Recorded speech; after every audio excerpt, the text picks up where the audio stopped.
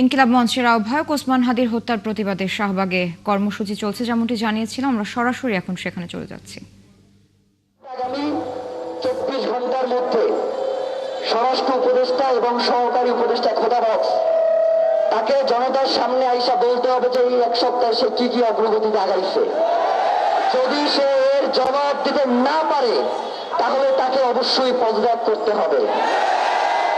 আমাদের অবশ্যই দায়িত্ব রয়েছে সরকারকে রক্ষা করা, ঠিক কিনা?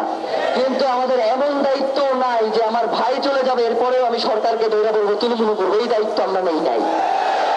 আপনারা অতি দ্রুত খুনিকে গ্রেফতার করুন এবং তাকে বিচারের মুখোমুখি করুন।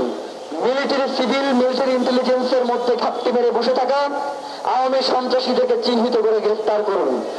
এরা যদি বেঁচে থাকে বাংলাদেশের স্বাধীনতা সার্বভৌমত্ব থাকবে না। এরা যদি বেঁচে থাকে বাংলাদেশে কোনোদিন ইনসাফ আসবে না।